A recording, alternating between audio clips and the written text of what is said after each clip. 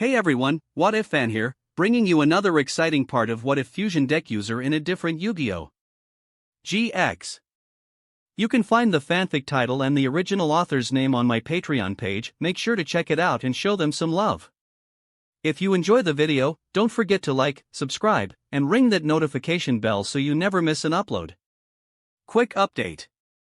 What If copy system in Naruto is now on hold, since we've caught up with the author. So now, I need your help picking the next project for the channel. I'm currently deciding between these three fanfics. What if transmigrated in One Piece and becoming a marine? What if transmigrated as Minato Namikaze? What if transmigrated into a nightmare mode Dragon Ball world? Please vote in the poll and let me know which story you'd like to see next. I'll take the top pick and start working on that series next. Also check out my Patreon channel for early releases of all the series, where you can find all the series released one day ahead of YouTube. Alright, let's jump into it. Chapter 111, The New Strongest Form. Chemicritter Carbo Crab had the appearance of a transparent golden crab, with a right claw-colored gray symbolizing the carbon element, while inside its body, floating chemical bonds could also be seen. Chemicritter Carbo Crab, Level 2 FIR Aqua 1400 Def. What's that card? This duel today is really worth it. Not only is there Blackluster Soldier, but even cards we've never seen before. Chemicritter? Looks like one of Bastion's favorite chemical-themed monsters? The students murmured among themselves, and even Jaden and the others exchanged opinions, though none had ever seen these monsters before. And the person who would usually explain card effects to them was currently dueling up on the stage. Chemicritter, that's a Gemini monster, right? Hikaru watched the crab on the field, trying hard to recall. In his memory, it seemed to be the first archetype built around Gemini monsters, although it hadn't left a deep impression on him. Seeing Bastion using it now, he could only vaguely remember it being a Gemini. From his personal understanding, Hikaru thought Gemini monsters were among the most awkwardly designed types in dual monsters. Because when first summoned, they had no effects and were treated as normal monsters. To activate their effects, they needed a second summon, and by the time 2 turns had passed, the opponent might already be preparing to strike while the effect still hadn't gone off. However, seeing Bastion use this archetype looked rather fitting. I activate the effect of Ultimate Offering. Paying 500 life points to normal summon again, I perform a Gemini summon on Chemicritter Carbo Crab. Bastion, LP, 3500. Now, Carbo Crab's effect activates.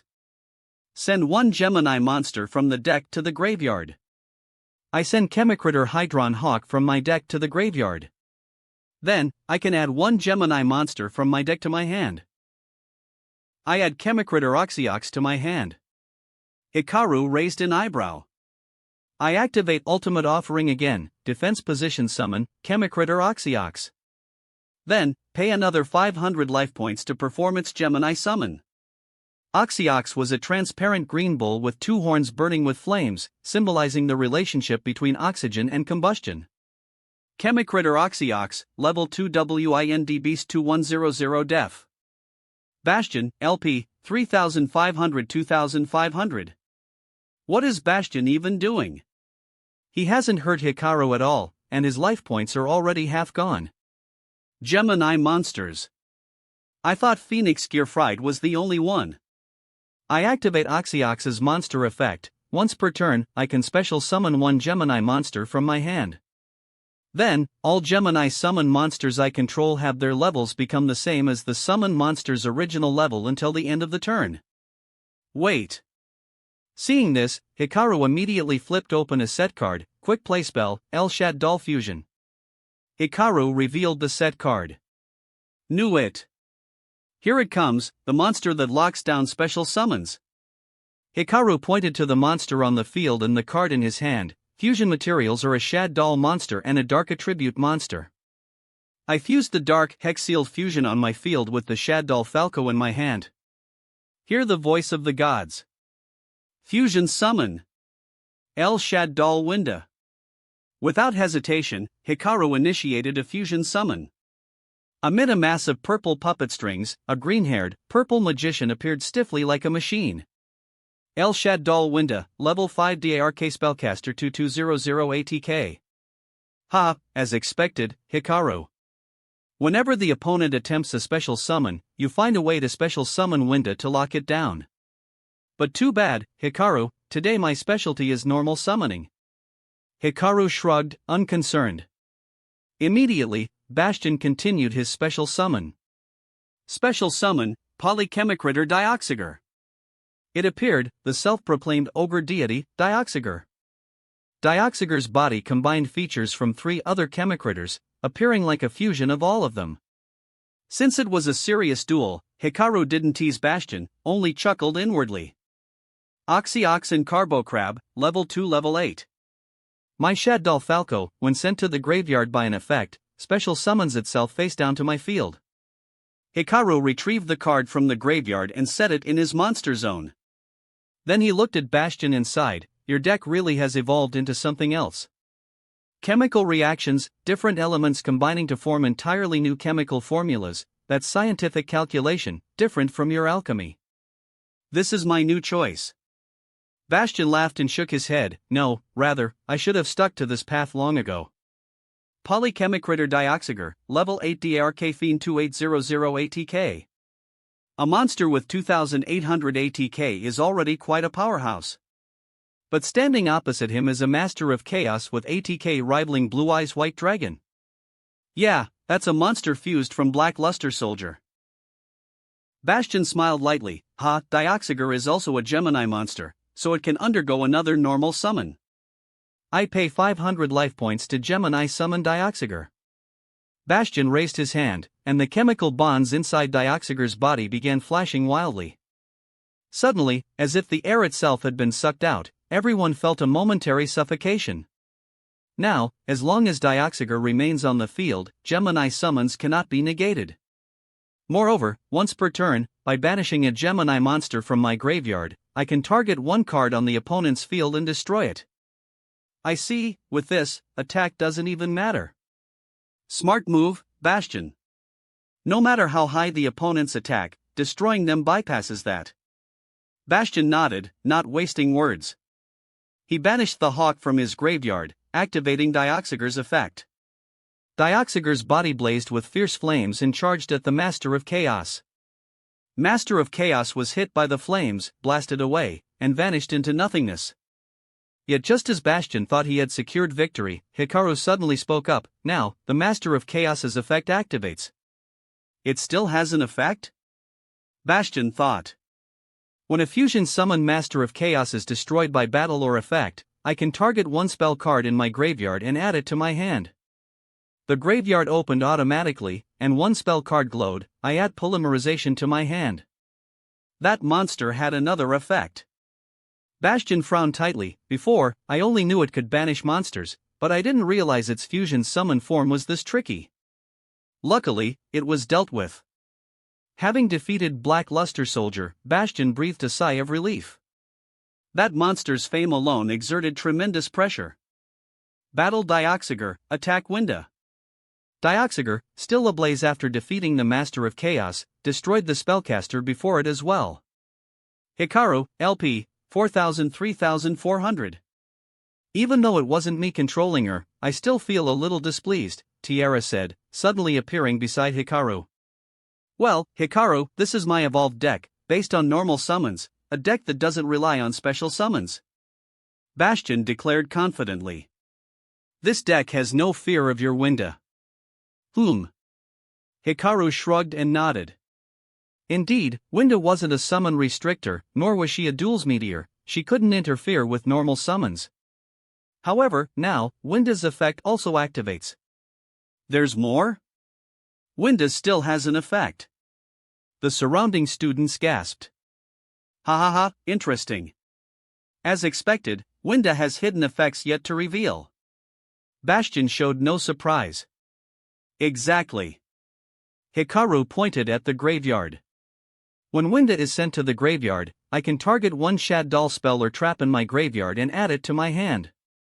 I retrieve El Shaddol fusion to my hand. Guess so, the destruction and recreation of alchemy. Hikaru, that card is just like you, Bastion said. From an ordinary card transforming into a powerful monster, indeed, much like yourself now. Chemistry versus alchemy. In the spectator seats, Chaz leaned back in his chair, arms crossed, murmuring, Bastion's chemical synthesis versus Hikaru's pulverization and recreation, which will prevail? I set one card face down and end my turn. Bastion set a card. Right now, fusion recycling plant's effect activates. I add the dark hex-sealed fusion used as fusion material this turn from the graveyard to my hand. He recovered that card again. Bastion frowned deeply. When he saw Selena pull that card for Hikaru during a card pack draw, he thought it suited Hikaru. But he never expected that facing it would feel so frustrating. Even worse than learning that Master of Chaos and Winda could recycle cards.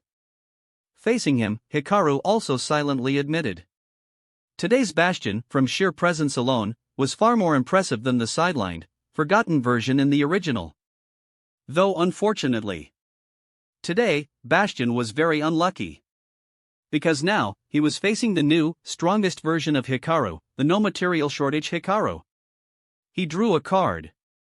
One day, Dark Hex-sealed fusion might suddenly transform into any fusion monster. So now, with a usable opportunity, Hikaru would naturally unleash it with full force. Chapter 112, Cycle of Fusion. My turn. Hikaru skillfully began activating the cards in his hand. Spell card, Polymerization. Hikaru revealed the card, and Bastion felt a chill run down his spine. Fusion materials, Dark Magician Girl and a Dragon Monster. Ha! Wait, what did he just say? If Blackluster Soldier had made them take the duel seriously, then now Hikaru said that name, many minds simply short-circuited. I fused the dark hex-sealed fusion in my hand with Galaxy Serpent. Hikaru clapped his hands together. Bear witness to the sorceress who rides the legendary dragon. Fusion summon. Dark Magician Girl the Dragon Knight. Boom! With a crack of violet lightning, a cute magician clad in silver-white armor appeared on Hikaru's field. Where's the dragon? Even Hikaru paused for a moment. Dark Magician Girl the Dragon Knight, level 70 ARK Spellcaster 2600 ATK. Bastion looked completely dumbfounded. Whoa! Dark Magician Girl. And it's her fusion form too. Hikaru, where did you even get that card? You've never mentioned it. Hikaru. Can I defect from my club and join yours right now? I want to see Dark Magician Girl up close. Sadly, though Dragon Knight would appear, she wasn't as lively as the spirit of the original Dark Magician Girl. She stood primly on the field. Fusion card for Dark Magician Girl, looks like he never had the materials before, so it couldn't be used until now. Bastion calmed himself after the initial shock. Dark Magician Girl was indeed a unique card, but there were derivative works and variations of her. Still, no one expected that Hikaru, whose deck was always filled with oddball stuff, would have such a cute monster among them. I activate Dark Magician Girl the Dragon Knight's effect. Once per turn, discard one card to target one face-up monster on the field and destroy it. I discard Fusion Substitute to target your Dioxygor. Not so fast. I activate the counter trap, Divine Wrath. Bastion flipped his set card. I discard Double Summon to negate your monster's effect and destroy it. Ah! Bastion. Aha, Dark Magician Girl. A chorus of anguished groans rose from the students watching, unsure who they were even rooting for anymore. Hikaru was indifferent. As Dark Magician Girl hit the graveyard, he casually opened it. Then I activate the effective Fusion Substitute in the graveyard, banish it to return the fusion monster to the extra deck and draw one card. Hikaru chuckled softly as he returned the card, making Bastion's brow twitch. Next is the spell card, Fusion Recovery. Bastion gasped. I can target one fusion and one fusion material used in the fusion summon in my graveyard, add them to my hand. I retrieve Polymerization and the dark, hex-sealed fusion. The atmosphere quieted a bit. On Jaden's side, Ches Princeton widened his eyes, watching the field intently. Amazing, Atticus gently strummed her instrument. Even though Bastion evolved from basic compounds to a fully formed chemicritter, it seems he hasn't put any pressure on Hikaru at all. He was, after all, once the king of Obelisk Blue Dorm. His eye for duels was keen. That the Dark Hexyl fusion truly unleashed Hikaru's full potential. That talent for alchemy, it's like seeing Professor Banner all over again. Now then, Bastion, you should already know what's coming next, right? Hikaru flipped over 3 cards, the same ones from the previous turn, ready to finish what he started. Fusion materials, Dark Magician and a Chaos Ritual Monster. I fused the Dark Hexyl fusion with Black Luster Soldier in my hand. Descend once more. The sorcerer who commands chaos and delivers judgment. Fusion summon. Master of Chaos. Seeing Master of Chaos reappear, Bastion could only break into a cold sweat. What a nightmare! His plan had been to take Hikaru by surprise using the Chemicritter deck. After all, he knew a fair bit about Hikaru. If Hikaru didn't expect his new deck, it should at least disrupt him a little. That way, Bastion's test score would surely be higher. And, with the help of a few Chemicritters, he could definitely bring out Dioxyger in one turn, a monster with resistance, destruction, and a powerful 2800 ATK. More importantly, since his deck relied on normal summons, it wouldn't be hindered by Winda's special summon lock. He'd considered using Water Dragon before, but it required a few special summons per turn, making it too vulnerable to Winda. But Chemicritters didn't have that weakness. It was the perfect counter to El Shaddol Winda. Winda's ATK wasn't that high, but with Hikaru's fusion support spells, she could become a major problem if left unchecked. Even if Dioxyger was destroyed, as long as he wasn't OTK'd, he could rely on the synergy between his lower-level monsters to revive and summon again. There'd always be another Dioxyger on his field. That was the plan. Yet, Hikaru had shown him a possibility he hadn't anticipated. It was as if he said, "Your cards are powerful. But I don't care. Crush, recycle, transcend. All I need is to do what I do." With Dark Hex-sealed fusion in his hand, Hikaru was unstoppable. Right now, Master of Chaos's effect activates. When this card is fusion summoned, I can revive one light or dark monster from the graveyard. I special summon the Galaxy Serpent used as a fusion material earlier. Galaxy Serpent, level 2 Light Dragon normal 1000 ATK.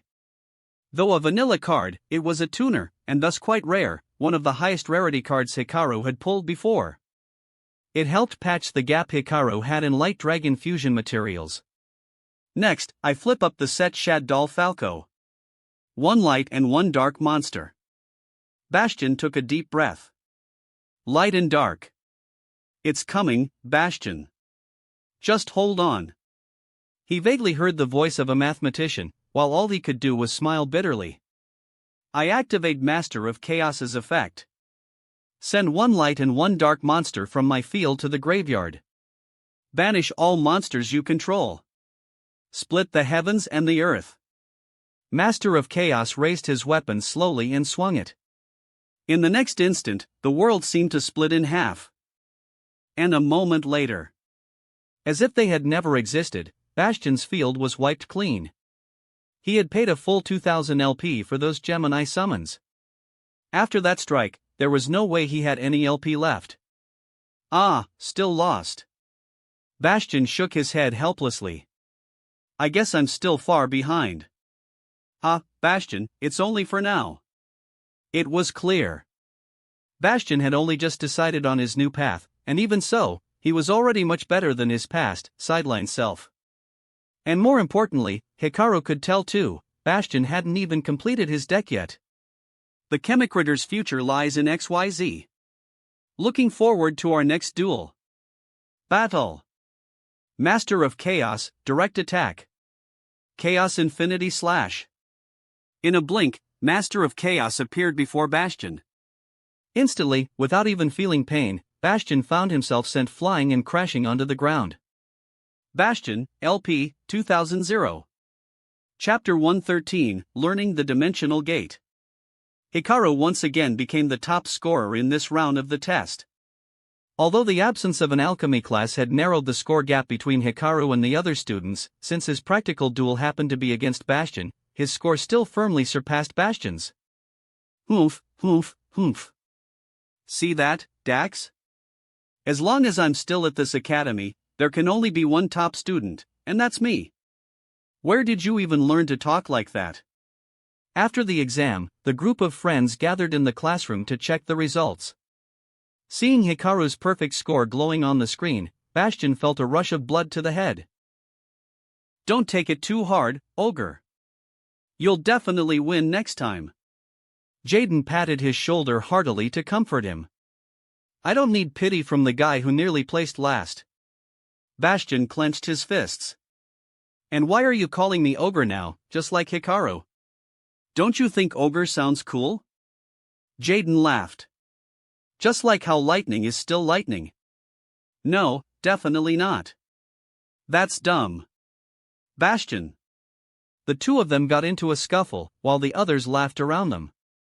Although later in the original, they all drifted away from the main plot for various reasons, outside of the story, their personalities were actually quite good, and they could joke around together. They all had similar goals, and attending classes together was still a joy. Outside of this, Hikaru had many personal matters to attend to. On one hand, the Full Metalphos Alcest had recently produced a new item, and he had finally managed to create a card representing his normal state. Unfortunately, that card couldn't be used in most worlds. Pendulum monsters simply didn't work in this world. So the card could only be kept as a collector's piece. On the other hand, Hikaru also had to dedicate time to studying the Emerald Book left behind by Professor Banner, the book which was Hikaru's most important textbook for learning alchemy, even containing references to worlds that Professor Banner had traveled through. So, if Hikaru wanted to meet him again, he would need to solve the riddles within the book and find that so-called realm of the spellcasters. Of course, the very first thing he needed to master was building an interdimensional teleportation gate. Relying solely on the school's dimensional gate was far too slow, and next time, it might not even take him where he wanted to go. From every angle, creating his own portal to travel to a desired dimension was a far more efficient choice. Therefore, lately, Hikaru's primary focus has been building a teleportation gate. And today was the day he planned to unlock his first key gate and uncover its secrets. Mum. Tiara floated nearby with a cup of instant noodles, eating quietly so as not to disturb Hikaru's experiment. Right then, Hikaru was assembling metals into a specific shape and attempting to ignite and place them inside a container. Boom! As with previous attempts, Hikaru's setup exploded. Fortunately, Captain Crystal was there to shield him, so the flames and debris didn't reach him. Strange, I followed the steps in the book exactly. Hikaru flipped open the book and frowned. Tiara didn't understand mortal techniques. Seeing Hikaru fail again, she simply slurped her noodles, treating it like a relaxing break. Maybe it's insufficient spirit energy? Captain Crystal suggested. That's possible, but I asked Tiara to help. Based on her power, the constructed energy should be more than enough. There's no reason it should fail. Hikaru's own spirit energy might be lacking, even so, Tiara's definitely wasn't anywhere near that. Even without being revived, Tiara's current body held significant status within the Shaddol tribe of the spirit world. Her spirit level shouldn't be low. Nonetheless, that's just how alchemy is. Even if your actions match the book step for step, all kinds of unexpected things can happen. After all, it's more of a mystic art than a science. Could it be energy interference? After watching two more failed attempts, Tiara threw her empty noodle cup into the trash and said, "Your own energy might be conflicting with the alchemy lab's power." Conflict?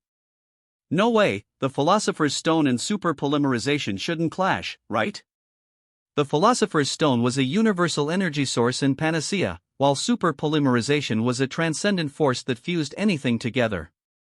From any perspective, they were of the same nature.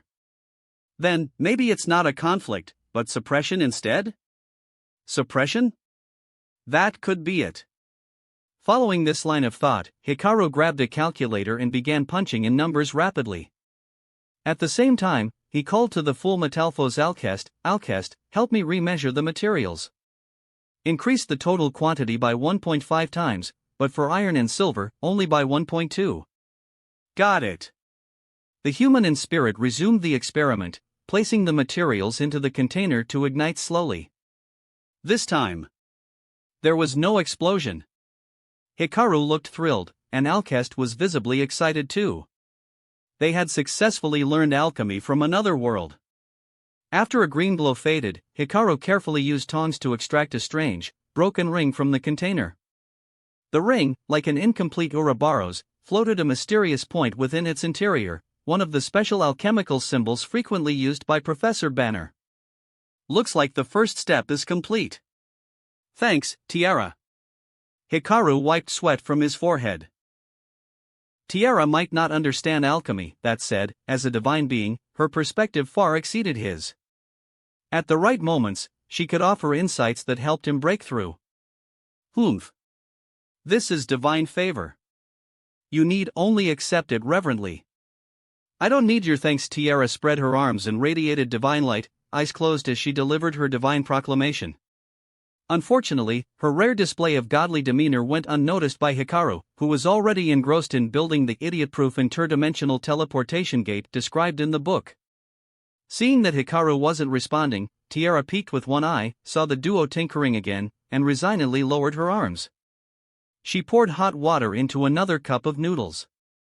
Oh well, there's still plenty of time. Chapter 114, Allied Machines. Compared to the first step of crafting the alchemical runes, the following steps were actually much simpler.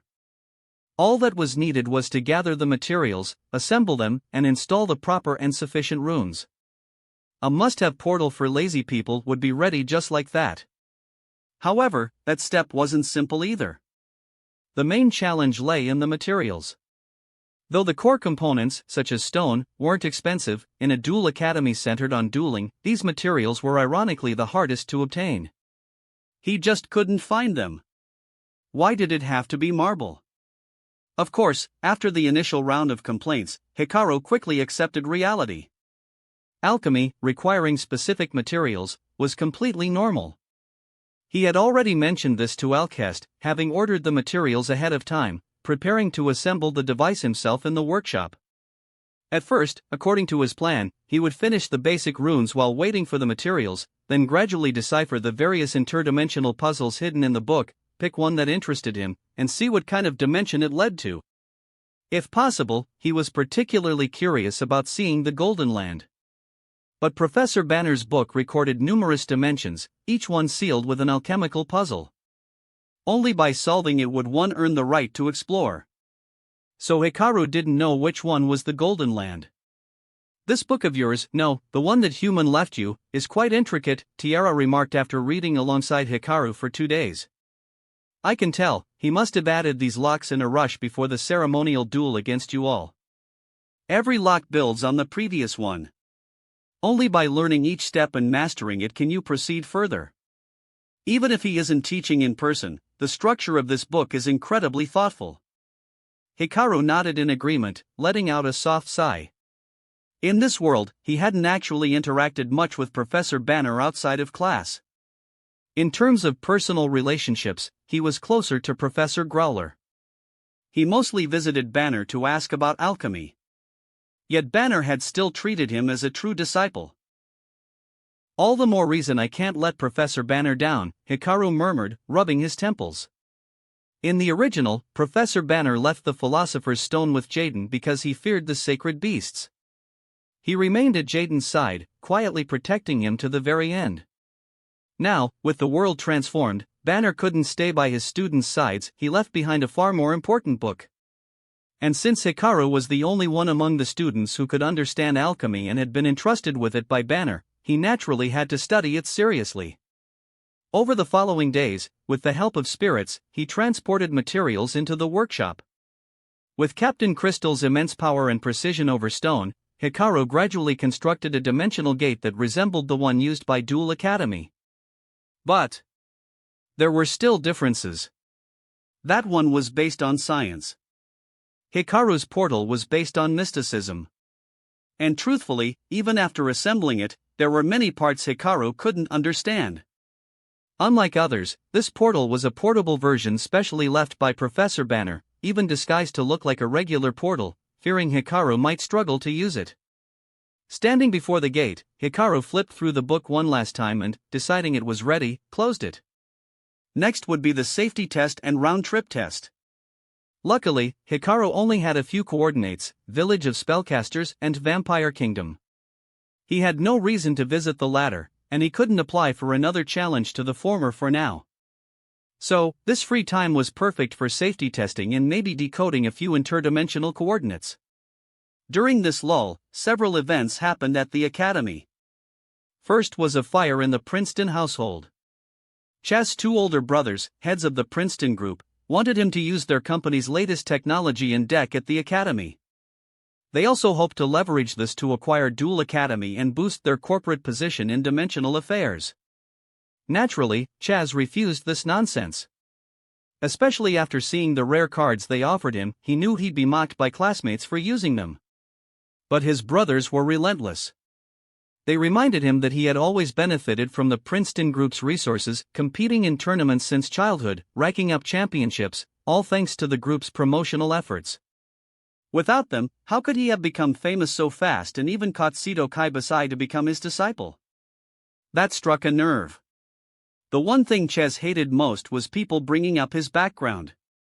He joined Dual Academy to prove he didn't win through nepotism or corporate power.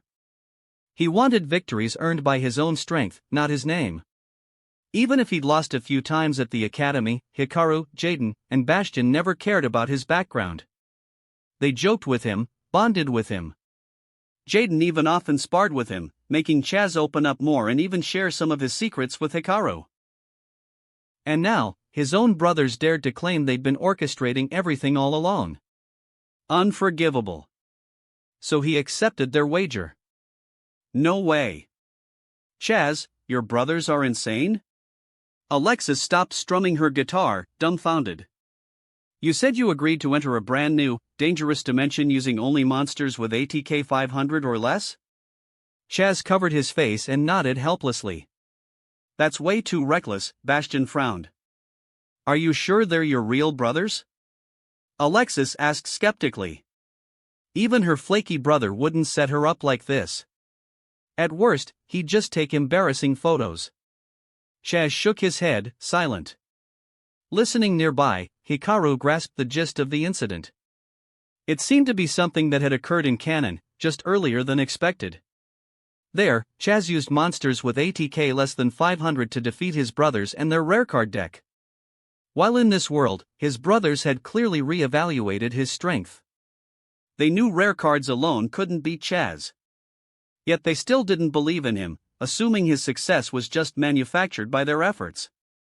What about the world? Hikaru asked. How dangerous is it? Can anyone go with you? Chaz took a deep breath. I'm allowed to bring one classmate as support. The duel must be solo, no tag teaming. My classmate is only there to forcibly extract me if things go bad. Everyone nodded. As for the dimension, Chaz rubbed his temples, thinking, the Union Machine's dimension. Union Machines, the XYZ archetype? Makes sense. Hikaru nodded. His brothers weren't choosing at random. Chaz, I'll go with you. Jaden offered. If you need me, I'll come too, Bastion said. Just as the others began volunteering, Chaz suddenly turned to Hikaru. Hikaru, can you come with me this time? Hikaru nodded. Since he wasn't allowed to duel, anyone could tag along. He happened to be studying dimensional travel anyway, so it'd be a good experience. Despite that, he was still curious why Chaz had asked for him specifically. Chaz was undoubtedly closer to Jaden, having already been to a different dimension with him earlier in the semester. Chaz only shook his head and subtly gestured toward Selena, who was eavesdropping nearby. I see. Well then, since you trust me that much, and I do find fusion monsters quite fascinating, I'll accompany you. Chapter 115, Allied Hangar. The Princeton group wasn't using Dual Academy's portal. Instead, they brought their own dimensional gate. Suspended by 4 helicopters with steel cables, a massive metallic dimensional gate was transported overseas to the Academy's remote island. Amid a chorus of astonished students, with a loud thud, the gate landed in a clearing on Academy Island. Then Chaz Princeton's eldest brother descended along the rope. Huh? Chaz's brother is that impressive? Cyrus asked in surprise. They're amateurs, Chaz said with his head down. Even non-duelists can move like that? Jaden remarked. Alright, Chaz, get up here already. Slade and you're going too? Chaz looked uneasy. That's not a place for outsiders. Ha ha ha. You really are dead last, Chaz, Slade laughed. While you've been playing Duel Academy dress up with kids, we at Princeton Group have enhanced our portal tech. Now, even ordinary people without spirit power can travel to other dimensions via transport pods. As he spoke, several staff members pushed a large, sheet-covered object to the portal's front. With a dramatic tug, Slade unveiled a shining white transport capsule. No way, even regular people can use it? The Princeton Group is really that advanced? Chaz stared at the pod, then slowly nodded. So what's this duel all about? One of the students, after the initial excitement, asked aloud. Hikaru and his group already knew, but hadn't spread the word, so most of the crowd was still confused. Heard the Academy owes some company money. The debt collector's here. Eh? For real? Apparently, if Chaz loses, the Academy goes to that company. No way. Slade ignored the students and crossed his arms, glaring at Chaz. The Princeton Group is a conglomerate that aims to dominate business, politics, and duel monsters. Your brothers have achieved greatness in their fields. Chaz, why are you still like this? We invested in you for years, helped you enter countless tournaments, yet here you are wasting time at some mystery school over some prideful nonsense. He snapped his fingers. If you lose today, you'll become the principal of Duel Academy. Then we'll immediately fire you and launch you as the world's #1 entertainment duelist. Hikaru shivered instinctively. Hey! That's too far, even for Chaz's brother. Jaden stepped forward. Chaz is a proud duelist. You can't just force his future. Even if you're family. Oof. That man already said it. Slade sneered, recalling a conversation with Sito Kaiba at Kaiba Corp about Duel Academy's ownership. Chaz? Whatever. Decide for yourselves. Whether it's entertainment, performance, or pro dueling, I don't care. If you're a duelist, settle it with a duel. He echoed Kaiba's words, raising his hand with a grin. That's what he said. Ah. Jaden deflated. Other students and friends who had wanted to defend Chaz now found themselves silenced. When both brother and principal agreed, neither of them had the right to interfere. Only Chaz could speak now. It's fine, Jaden. Don't say anything. Chaz remained calm. It's okay. I'll prove the pride of Chaz Princeton. I'll protect this school and my future myself. Wow, Chaz was actually cool. Slade chuckled and clapped, signaling his team to start prepping the transmission and streaming equipment. Right then, he noticed Hikaru standing nearby.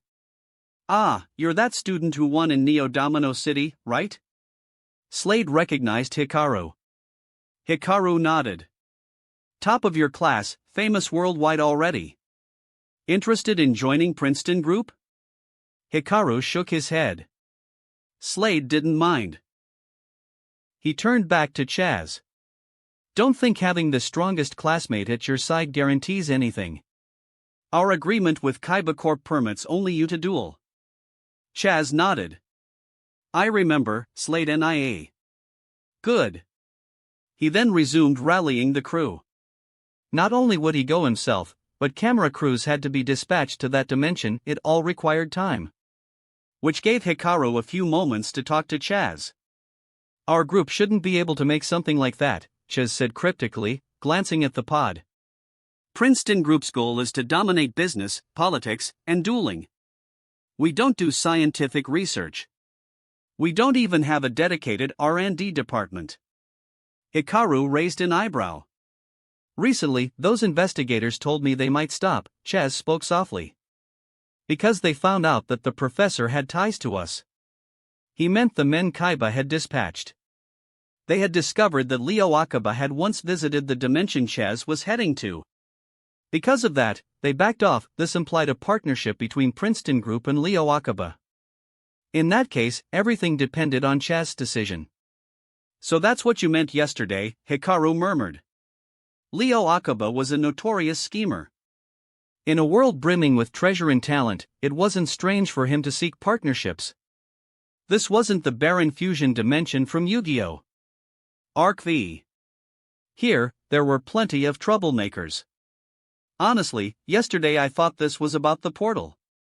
But seeing that pod today, I'm starting to doubt their intentions.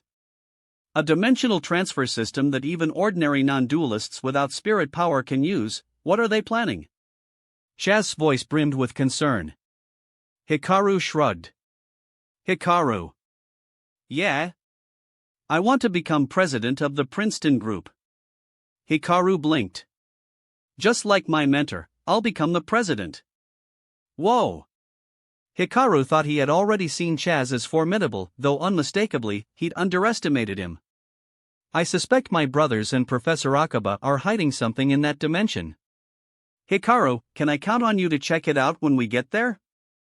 Hikaru finally understood why he'd been chosen. Of everyone, Jaden was indeed closer to Chaz, since they had even traveled through dimensions together this semester.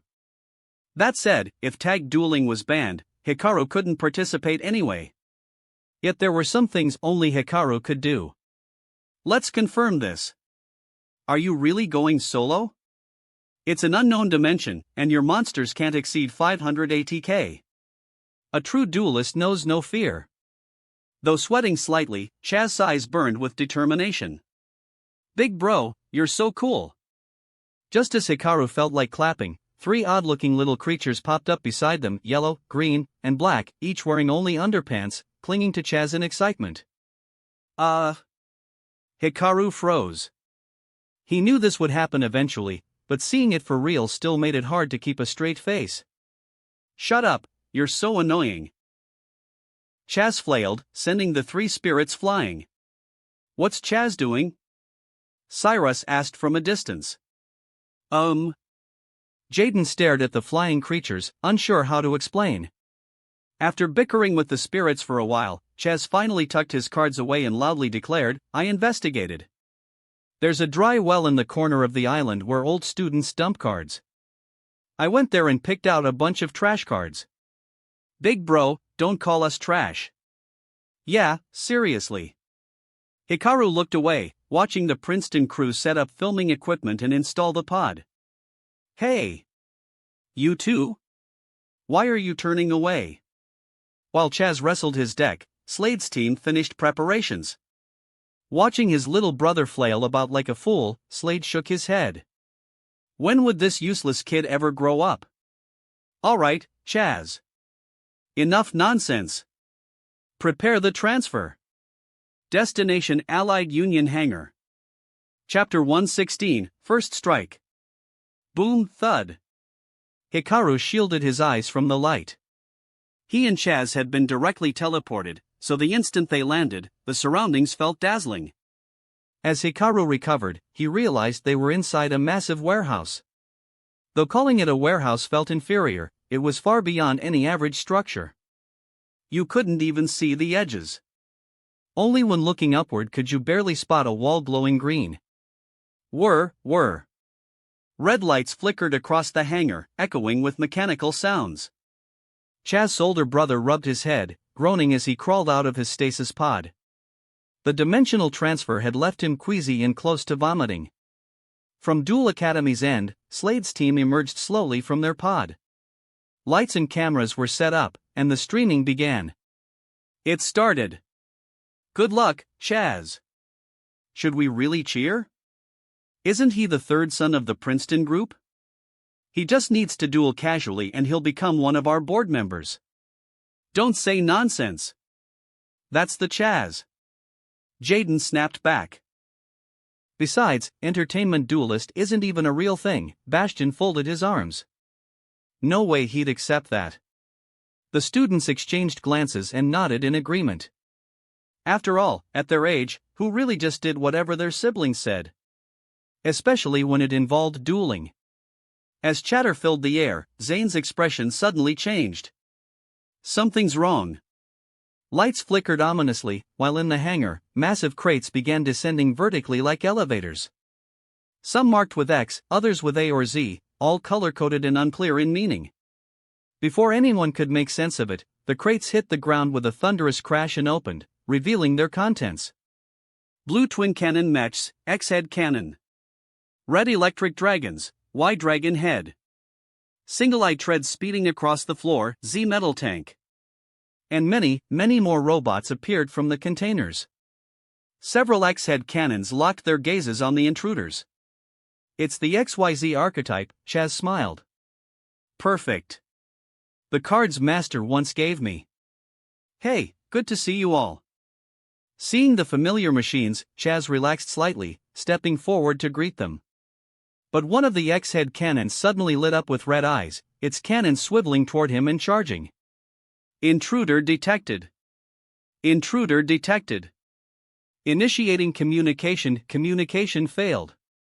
Eliminate the intruder. Watch out. Hikaru shouted. Captain. Leave it to me. Captain Crystal burst into action. The glittering diamond-clad knight appeared and raised a massive white crystal shield just in time to block the blast. Wah!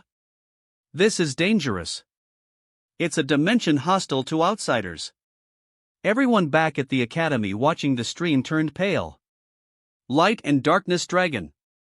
Chaz called out. In response, a mighty dragon burst forth from the shadows and radiance, soaring high and illuminating the surroundings with blazing white light.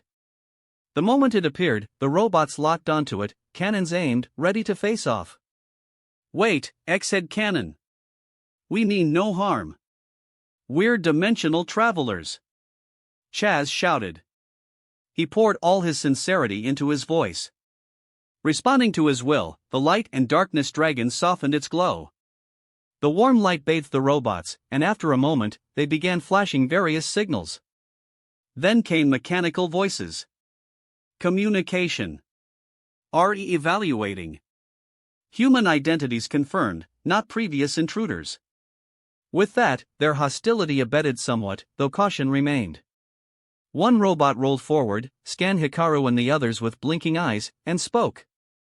Intruders. State your purpose. Chaz let out a breath. Being targeted by so many cannons had been terrifying. Slade, on the other hand, was shaken. As a regular human, he'd never set foot in another dimension. He hadn't had much awe for them either, after all, his younger brother had traveled with them often. If Chaz could do it, why couldn't he? But the moment they arrived, this dimension's residents gave him a proper welcome. So this was a dimensional exploration? Chaz does this regularly? Chaz took a deep breath and had the light and darkness dragon retreat. He stepped forward to X-head cannon. I am a duelist from another dimension, seeking the spirit's recognition. Beep? Beep? Dimensional warrior? X-head cannon seemed surprised. After a moment of calculation and internal messaging, it nodded slightly. Accepted. Human warrior. Chaz clenched his fist and cheered. This was X-head cannon. A spirit tied to the card his master had given him. Earning their acknowledgement would surely make his mentor proud. Chaz, don't forget. You're not allowed to use monsters with more than 500 ATK. That dragon is off limits. Slade shouted. He didn't fully understand dueling, but even he could tell that the dragon had immense power and had scared the robots off. It wouldn't be fair to bring it in. Chaz shouted back. Of course I know. Only use monsters under 500 ATK? X-head cannon sounded displeased. Insult. Trial becomes combat. No, X-head cannon. Chaz hurriedly explained. I follow my brother's restrictions because I respect the duel. True duelists press forward no matter the odds. I will defeat you using only monsters under 500 ATK. Then you'll recognize me, won't you? X-head cannon blinked twice. Then, to everyone's surprise, the robots silently retracted their weapons and backed away, leaving X-head cannon alone. Quick, lights! Cameras! Get everything! Slade barked orders. Chaz sighed and glanced at Hikaru. Message received. Before this was streamed to the world, Hikaru had to go. Hikaru nodded and turned to leave, heading off to explore. Wasn't he your helper? Yeah, Lightning asked me to collect other cards for him. Hikaru casually made up an excuse. Chaz, don't get too greedy. You were allowed one assistant. Oomph, big bro, a duelist should always be fearless. Then come. Duel. Hikaru, don't worry about me. I won't lose. Chaz shouted with determined eyes. Hikaru walked farther away, no longer listening to Slade. This was the moment for faith. His heart beat faster. Until now, he had only reacted. This was his first time taking the initiative, actively seeking out whatever secrets Leo Akaba had left behind. The robots' wariness, their hostility toward outsiders, those weren't natural. They'd clearly been attacked before. Their analysis even mentioned that Hikaru's group was different. That made things simpler. He whispered twice. Oomph, calling my name now, are you? Very well. I still haven't forgiven that fool for comparing me to the sacred beasts. Time to unleash divine punishment. Tiara appeared beside Hikaru, eyes closed, staff raised. Puppet strings danced violently, forming a long thread in front of him. I can feel the aura of the sacred beasts. Hee, Tiara laughed softly. They have been here. Perfect. Those goons had bullied others and harassed him for too long. Now it was his turn to show them what fusion really meant. Chapter 117, Amaji's Oppressive Presence. How curious, what on earth is going on? In a laboratory, a man in a white lab coat with a strange feathered emblem pinned to his chest stood before a massive machine, staring at it with intrigue. It was a white dragon head. At the moment, White Dragon had lost all vitality, its body slumped on the platform, occasionally emitting crackling sparks. What exactly is the principle here, he murmured, stroking his chin. Clearly it's a machine, yet it's also a spirit, how can that be? His name didn't need to be mentioned. For now, let's call him the Union Doctor.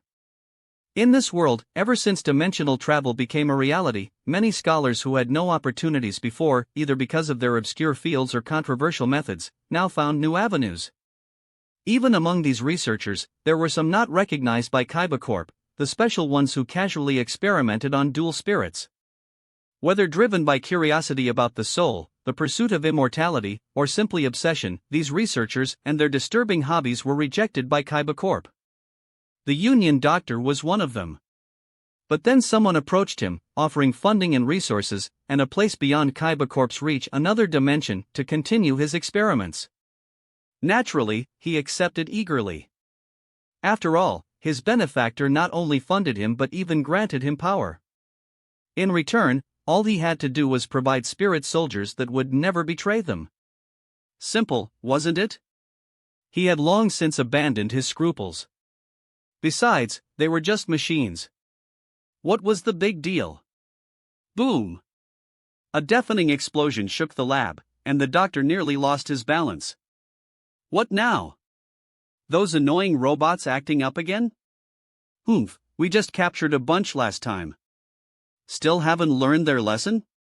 As he grumbled, a soldier in a purple uniform ran over and saluted. Doctor, it's nothing serious. Just an intruder. An intruder? A human? Yes, someone in a RA yellow uniform. Nothing to worry about, the soldier puffed his chest confidently. We're proud Obelisk Blue graduates. Some yellow kid isn't a threat. The doctor didn't quite understand the academy rankings, however, it sounded reasonable. Still, how did a student get to this dimension? Wasn't this world discovered exclusively by Professor Akaba? Puzzled, he returned to disassembling dual spirits. He had taken apart a few already. Though they looked mechanical, they dismantled like no machine he'd ever known. Attempts to modify or arm them always failed. One day, he saw a part he'd removed dissolve into stardust. Was this really a machine? They seemed more like beings that merely resembled robots. Boom! This time, the explosion was even more violent. The entire lab trembled as if rocked by an earthquake. What is happening? Before he could react, another soldier burst in. What happened?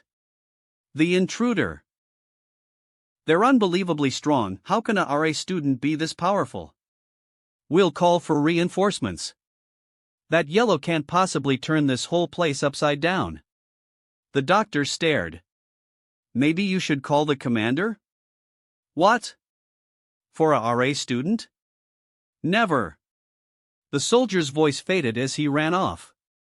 Moments later, the hallway flooded with soldiers and robot spirits. What is going on? On the other side of the lab, in the break room, a pale, masked man with sweat on his brow and a withered, twisted right hand staggered into view. He'd obviously been asleep, woken by the chaos. He looked terrible. Commander Morishima, the doctor greeted. There's an intruder. A dual spirit from Union forces? No, apparently a student from RA Yellow. RA Yellow. Morishima pondered. Then his eyes widened. Impossible. Another crash snapped him out of it. Doctor, come with me. Ah, okay. However, before they could leave, they heard a scream, direct attack. A soldier in purple was launched across the doorway like a ragdoll, groaning in pain as he tumbled. A calm boy's voice followed, that's all? Really, senpai? Damn it, other voices shouted, followed by the rapid tat-tat-tat of gunfire. It seemed the soldiers had abandoned dueling and opened fire. Then, ping ping ping. More screams followed. The gunfire faded into silence. Sweat beaded on the doctor's forehead. Something was very wrong. Step, step. Slow, unhurried footsteps echoed. Someone was approaching. The doctor and commander stared at the door. With each step, the sweat on the doctor's brow doubled. Morishima's lips quivered as he finally whispered a name. Amaji Hikaru. Right on cue, Hikaru stepped into view. At the sight of him, the doctor collapsed in terror. Morishima swallowed hard. You recognize me? I thought no one here did, Hikaru said with a smirk. He glanced at Morishima's twisted right arm, then at the disassembled machine spirits around the lab, and frowned. He had considered hiding his identity, but clearly the fusion soldiers didn't recognize him anyway. The grunts aren't even allowed to watch human world news, Morishima explained. But you? You're on the professor's bounty list. Hikaru shrugged. So what? I've been attacked more times than I can count. What's one more bounty? To think you abandoned your peaceful school life just to cause trouble for us. Morishima raised his left hand as a dual disc expanded on his arm. Don't think I'm like those losers. Back at the academy, my spirit compatibility reached 7 stars. I'm stronger than you are now. 7 stars, Zane's current level. Despite that, what did spirit compatibility even mean? You think you'll just walk away from this? Morishima's body sparked painfully. I'll end you and claim the professor's reward. Using the terrifying power the professor bestowed upon me. Hikaru shuffled his deck and casually replied, so it's the sacred beasts, huh? What? Hikaru grinned. His eyes gleamed with manic excitement as he slammed his dual disc into place. Then let me show you the power of my fusion deck. A purple light flared from him, a fierce gust sending debris and clutter flying. Bam! Morishima stepped back instinctively. Who stood before him now? Amid flying rubble and spent bullets, Hikaru grinned madly, his body wreathed in eerie violet energy. Puppet strings twisted around him, fluttering like bat wings. At a glance, he looked less like a human and more like a demon from hell. I thought I was supposed to be the villain. Morishima gulped. No. With the professor's card, Hammon, Lord of Striking Thunder, even hordes of robots couldn't break through its defenses. It was one of the strongest monsters ever. He couldn't possibly lose to a student who hadn't even graduated. Duel. Morishima Takeo, Union Commander, LP, 4000. Amaki Hikaru, LP, 4000. Chapter 118, A Duelist Still in His Right Mind. My turn. Morishima glared at Hikaru, forcing down the fear in his chest. The Leo Akaba had issued an internal bounty for Amagi Hikaru, ordering anyone who encountered him in another dimension to capture him immediately. Morishima had never witnessed Hikaru duel firsthand. He only knew of his existence and had a general understanding of his deck. A pure fusion-themed deck. Now, facing him directly and seeing those eerie violet puppet strings forming around Hikaru, he had to admit, this guy had every right to challenge the fusion army. Still, as an Obelisk Blue graduate, as a senpai, Morishima wasn't going to be taken lightly. He was once a top contender for valedictorian. Drawl. He snatched a card from his deck and grinned at it. I activate the continuous spell card, Spell Absorption. He slammed it onto the field. A continuous spell? Around Hikaru, the puppet threads began to writhe, eventually spiraling together into a massive magic staff. Tiara floated beside him. Same start as last time. Hikaru nodded. As long as this card is on the field, whenever either of us activates a spell card, I recover 500 life points. He revealed another card. Then I activate the continuous spell, Archfiend's Oath. Rumble. A massive obsidian monolith appeared beside him, cracking parts of the ceiling. What's that card? Tiara tilted her head, intrigued. Never seen students at your academy use that. Hikaru nodded. It's a gamble-type card. Maybe Chumley had it? Hayato was a student who once had a draw-based duel with Jaden. Hikaru hadn't fought him in this world, so he wasn't sure. Morishima sneered. Spell Absorption activates, and I gain 500 LP. Morishima LP, 4,500. Next, I activate Archfiend's Oath's effect, pay 500 life points and declare a card name. I reveal the top card of my deck. If it matches, I add it to my hand. If not, it goes to the graveyard. Morishima LP, 4,500 4000. Isn't that just guessing? Tiara frowned. Why not just use Pot of Greed? Humph. You ignorant dual spirit, shut your mouth. Tiara clenched her fists, this man truly had a death wish. If it weren't a duel, she might have already turned him into a homunculus. Morishima placed his hand on the top card of his deck, closed his eyes, and golden electricity began to crackle around him. Then he snapped open his eyes. I see it. The next card is Frontline Base. He revealed it, it was Frontline Base. No way! Tiara exclaimed. Did he use some kind of prophecy? No. Hikaru frowned. Looks like his valedictorian status isn't a lie. Duel Academy taught card drawing techniques. There were even courses on how to draw the card you needed most. It sounded absurd, but in a world where cards responded to the user's heart, it was very real. If Morishima could do this, then he wasn't bluffing, and he might really have been in the top 3 of his year. He wasn't in the same league as the cannon fodder fusion grunts. High spirit compatibility, powerful draw control, and the card Hammon, Lord of Striking Thunder, this guy's confidence wasn't baseless. I activate my second Archfiend's Oath. And now, I declare White Dragon Head. He pulled a card and revealed it.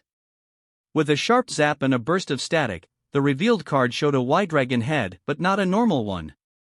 It looked like a damaged, malfunctioning robot, leaking electricity and writhing in agony.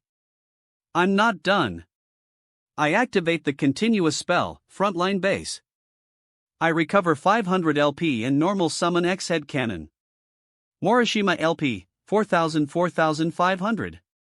Then, frontline bases effect, once per turn, I can special summon one union monster from my hand. I special summon Y-Dragon Head. 2 sparking, barely functioning robots now stood on his field. Both X-Head Cannon and Y-Dragon Head looked unstable and worn. Tiara scowled. They had entered a machine spirit dimension, and she was initially thrilled. When she realized Hikaru intended to strike first and seize the sacred beasts, she was even more excited. Now, these foolish, arrogant humans were enslaving union machines with the power of the sacred beasts, forcing them into service and experimentation. She glanced at the scattered remains of dissected spirits, then at the doctor and the device he kept guarding. Oh? That mortal was subconsciously shielding that device? She made a mental note. With X and Y on the field, I can summon my Dex fusion monster. Witness the unique fusion of the Union machines, Amagi Hikaru. I fuse X-Head Cannon and Y-Dragon Head. The two monsters broke apart, their parts linking and reconnecting. X's lower body fused with Y's upper torso, creating a new being. XY Dragon Cannon, Level 6 Light Machine 2200 ATK. I set one card and end my turn. Nice, the doctor cheered. He didn't really understand dueling, but he'd seen enough matches to know this was a solid start. Life gain, a 2200 ATK monster, 1 set card, and 4 continuous spells. Still, why not summon Hammond directly? He had seen that monster once before. Its barrier alone could isolate dual spirits outside the lab, and in battle, it instantly crushed opposition. Even a non-duelist like him could tell it was a win condition. However, Morishima didn't explain. He just coldly stared at Hikaru, clearly plotting something.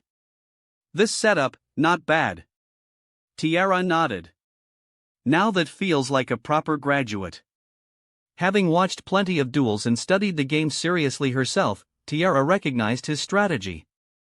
He's saving those continuous spells to keep gaining LP. Then next turn, he'll refill his hand and summon a sacred beast. He hasn't lost his mind. He's not yet corrupted by their power. Hikaru nodded. In that case, he drew a card, a gleam of purple flickering in his eyes. Umfai Normal Summon, Elemental Hero Prisma. Chapter 119, No Respect Given. Elemental Hero Prisma? Under Morishima's puzzled gaze, a warrior formed entirely of reflective crystal emerged onto Hikaru's field, shimmering with light. Elemental Hero Prisma, Level 4 Light Warrior 1700 ATK. What kind of monster is this? Morishima muttered. Elemental Hero was an extremely common archetype, to the point that nearly everyone recognized it. Thematically based on American superheroes, the deck was cheap and widely available, and with multiple fusion variants, it remained very popular among children. Yet, on its flip side was etched simplicity. In the public eye, Elemental Hero was a weak deck. The monsters had low ATK and often lacked effects, so they saw virtually no play in pro dueling circuits. Morishima remembered a pro duelist who once used hero cards. After being defeated by Seto Kaiba's Blue Eyes Ultimate Dragon, he had a mental breakdown, quit dueling, and became a tabloid journalist. He didn't recall any hero like this. Morishima eyed Prisma warily, ready to activate his set card. Before using him, I'll play another card. Hikaru revealed a spell card from his right hand. Normal spell, Shad Doll Fusion. Fusion? Morishima's eyes shifted toward the card. As Hikaru activated it, countless purple threads began to spiral behind him, forming a massive void. Shad Doll Fusion is a fusion spell for Shad Doll monsters. It lets me send monsters from my hand or field to the graveyard for a fusion summon. But, if you control a monster special summon from the extra deck, then I can also fuse using monsters from my deck. What? Morishima's eyes narrowed. A deck fusion like Future Fusion? In this world, thanks to the existence of Future Fusion, the idea of fusion using deck materials wasn't completely unheard of. That said, Future Fusion was an ultra-rare card. Any other form of deck fusion was a massive advantage. Drawing one extra card meant easier fusions, which meant greater strength. Every duelist understood that. Fusion materials, 1 Shad Doll monster and 1 Dark monster. I send Shad Doll Falco and the Dark Hex-sealed fusion from the deck to the graveyard. Though no battle had started, Morishima already felt he'd taken a loss. Hear the voice of the gods. Fusion summon. Descend now, El Shad Doll Winda. A green-haired sorceress riding a draconic mount burst through the wall and landed on the field. El Shad Doll Winda, level 5 Dark Spellcaster 2200 ATK. Because of the spell activation, I gain 500 life points. Morishima LP, 4500 5000. El Shad Doll Winda. Professor told us she's your ace in Dual Spirit, Morishima said. Her effects are incredible, blocks multiple special summons, can't be destroyed by effects, and recycles Shad Doll spells/traps. But, he added, her special summon lock affects both sides. After summoning her, you can only special summon one monster this turn. His face curled into a grin. That's why students will always be students. The world outside your school is vast. This move was a grave mistake. Heh, senpai, the world is vast. Morishima's grin froze. I activate Prisma's effect. Once per turn, I can reveal a fusion monster from my extra deck, then send one of its listed materials from my deck to the graveyard. Until the end of the turn, Prisma's name becomes that of the sent monster. Ha! Morishima's expression changed dramatically. That monster can become any fusion material? That may have been a stretch, even so, for him, it was close enough. I reveal Cyber Twin Dragon from my extra deck and send Cyber Dragon from my deck to the graveyard. Until the end of the turn, Prisma is treated as Cyber Dragon. A copy of Cyber Dragon shot out of Hikaru's deck and dropped into the graveyard. Prisma's armor reflected its image like a mirror. Cyber Dragon? Morishima gasped. What's a Cyber Dragon? The Union Doctor asked. Fusion without fusion materials? Combination? Ha! Out of respect for your academy status, I'll call you senpai. If I were less polite, I'd just call you trash. I send Prisma, now Cyber Dragon, and your machine monster to the graveyard. Fusion summon. Descend, Chimeratech Fortress Dragon. As Hikaru shouted, a massive metal dragon surged forth. 5 or 6 mechanical heads rolled and twisted, scooping up scrap metal as it moved, assembling into a hulking tire-bodied machine dragon. Chimeratech Fortress Dragon, level 8 Dark Machine? ATK. Damn it. I didn't expect that. Morishima's face darkened. The professor's intel did mention this card, a fusion monster that could be summoned by sending Cyber Dragon and any number of machine monsters on the field to the graveyard. Still, he hadn't realized Hikaru could summon it without a real Cyber Dragon. Chimeratech Fortress Dragon gains 1000 attack for each fusion material. 2 materials make it 2000. Tiara's eyes gleamed. 2000 and 2200. If those attacks land, Morishima will be down to 800, the Union Doctor calculated nervously. But even if they do land, he'll only be able to use Archfiend's Oath once next turn, Tiara added. Hikaru nodded. While he usually aimed for one-turn kills, this was a time to whittle down life points first. Battle. Chimeratech Fortress Dragon, direct attack. TCH. I activate my set card, Mirror Force. Morishima shouted, like I'd let you damage me that easily. Chimeratech's beam collided with a sudden mirror, which reflected the blast back, obliterating the dragon. Hikaru shielded his face from the blast. Winda is unaffected by the opponent's destruction effects. Battle phase continues. Winda, direct attack. Wielding her staff, Winda hurled her draconic mount forward. It crashed into Morishima with a massive shockwave. Morishima LP, 2800. I set one card and end my turn. Hikaru placed a card face down. Captain Morishima, the Union Doctor cried faintly. If he lost, he'd be arrested next. He watched the smoke nervously. As it cleared, a figure emerged. Morishima stepped forward, electricity crackling from his body. Ha ha ha ha, my turn. Drawl. As he drew, scattered machine spirits around them screamed in pain, sparks dancing through the lab. Tiara said, "Careful, Hikaru. He's about to go all out." Chapter 120, Hamon, Lord of Striking Thunder. My turn. Morishima drew his card, veins bulging in fury. I activate the effect of my first Archfiend's Oath. I pay 500 life points and declare, A Assault Corps. Morishima LP, 2800-2300. He shouted, activating the card, as a flash of violent electricity sparked around him, pain flaring across his body. He glanced at his field in hand. Facing El Shaddol Winda, he was under special summon lock, only one special summon per turn. He eyed frontline base. If he used its effect to special summon another Union monster now, even if he had the materials for a fusion, he wouldn't be able to fuse them. Moreover, the A in his hand couldn't fuse with W-Wing Catapult. But he looked at the card in his hand. Hamon, Lord of Striking Thunder. If he could play it now, he might win this turn. Hamon had 4000 ATK and dealt 1000 damage when destroying a monster in battle. If the attack landed, that meant 1800 plus 1000 from Winda, plus 1900 from A Assault Corps, enough to win instantly.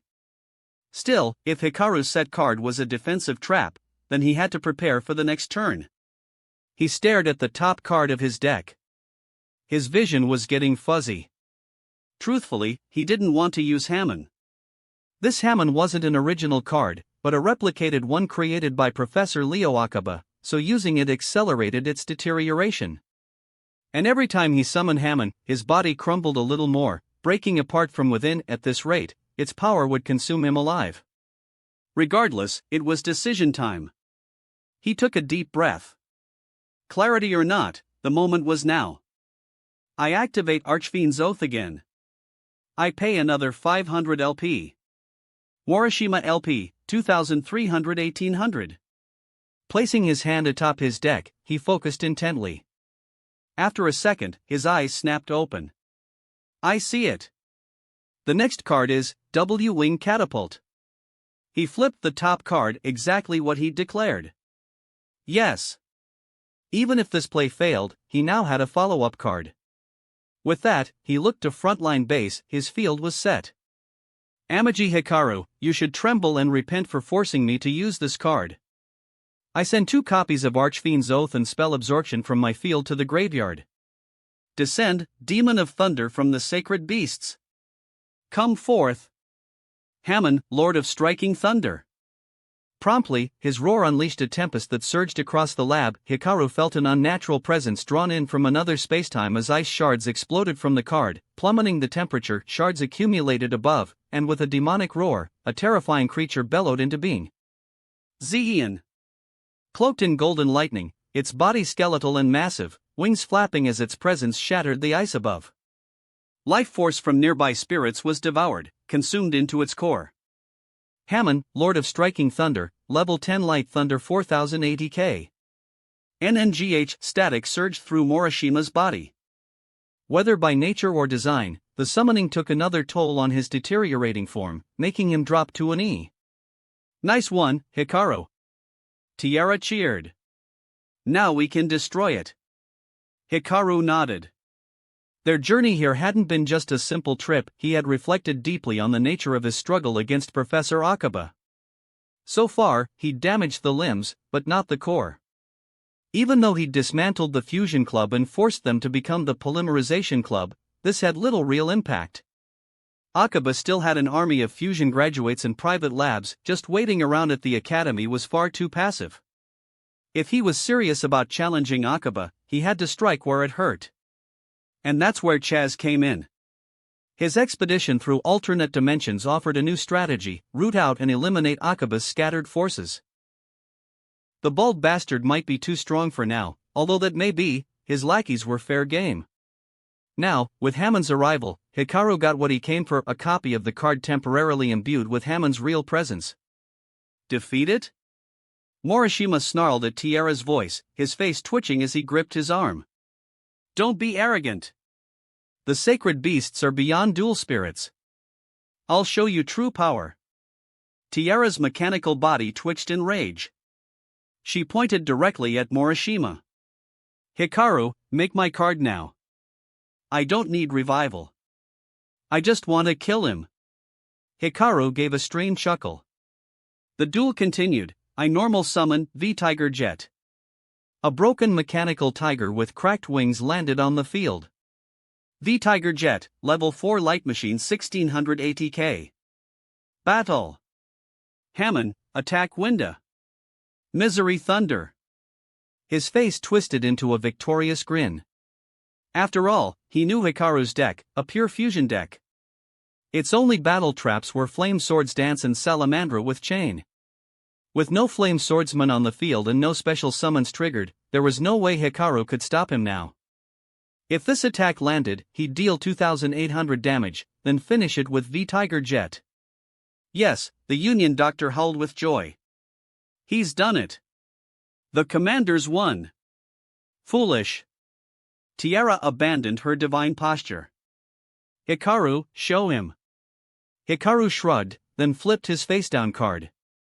Quick play spell, Duality. What? Morishima flinched. Hamon halted its lightning strike, baring its fangs with a low growl. Effective Duality. Each of its effects can be used once per turn.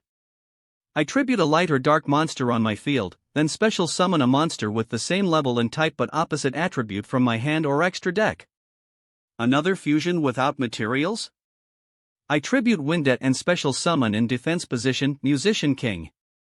Winda dissolved into light, as a shirtless, mop-haired rock star with a guitar appeared midriff, laughing atop the field. Musician King, level 5 light spellcaster 1500 def. This was a card Hikaru had brought back from the village of spellcasters.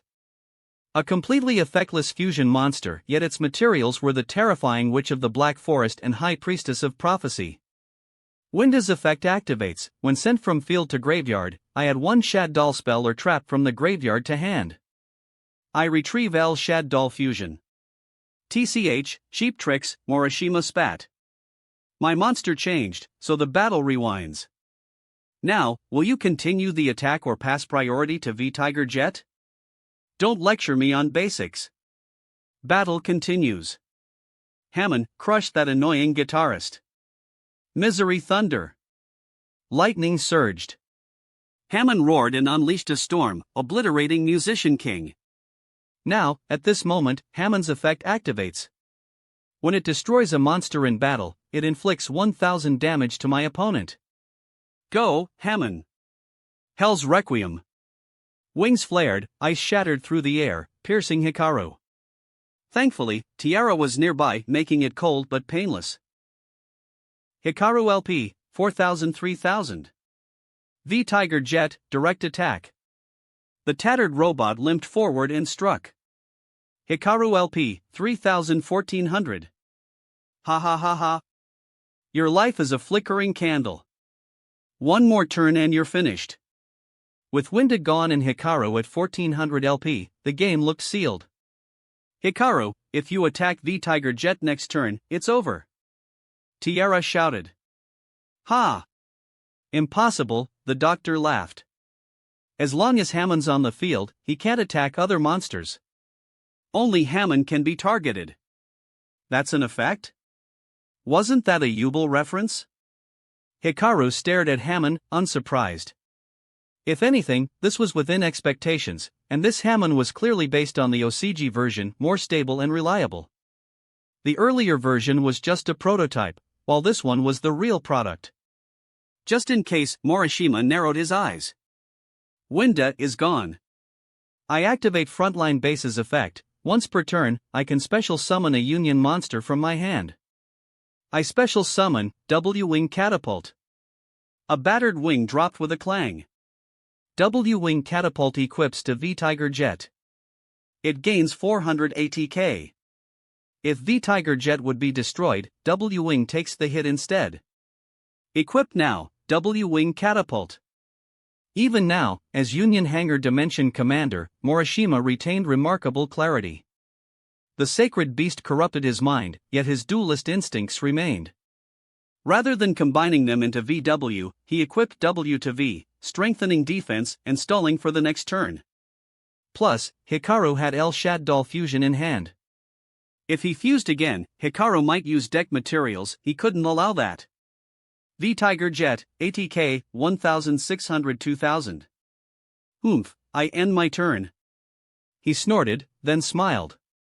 The professor's bounty and a rank promotion were within reach. Struggle all you like, Amaji Hikaru.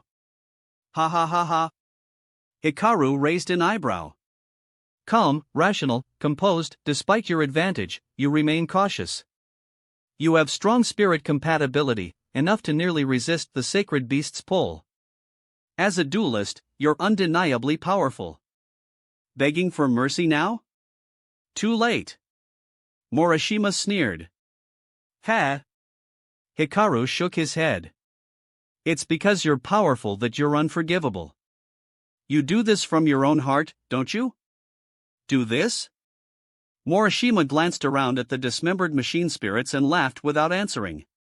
Message received. Hikaru's expression turned icy, violet flames flaring around him. So be it. No reasoning with the likes of you here and now, I'll utterly destroy you. That wraps up this part of What If Fusion Deck User in a Different Yu-Gi-Oh! GX. Thanks so much for listening. As always, new parts drop every 4 days, so be sure to stay tuned. Quick reminder. What If copy system in Naruto is now on hold, since we've caught up with the author. So now, I need your help picking the next project for the channel. I'm currently deciding between these 3 fanfics. What if Transmigrated in One Piece and becoming a Marine? What if Transmigrated as Minato Namikaze? What if Transmigrated into a nightmare mode Dragon Ball world? Please vote in the poll and let me know which story you'd like to see next. I'll take the top pick and start working on that series next.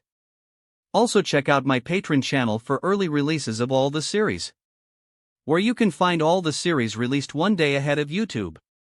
If you enjoyed the video, don't forget to like, subscribe, share it with your friends, and please consider supporting the original author as well. See you in the next one.